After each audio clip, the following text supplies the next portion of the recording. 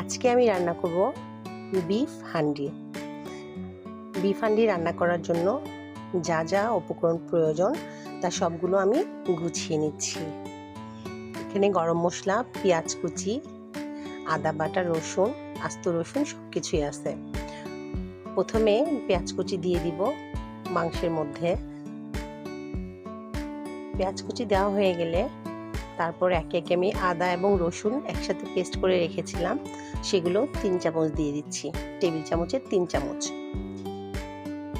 তারপর এখানে মশলা, এখানে হচ্ছে হলুদ, মরিচ এবং ধনিয়ার গুঁড়ো একসাথে মিক্স করে গরম মশলা গুঁড়ো এবং জিরার গুঁড়ো এবং পরিমাণ মতো স্বাদ মতো লবণ সবগুলো একসাথে নিয়ে নিলাম।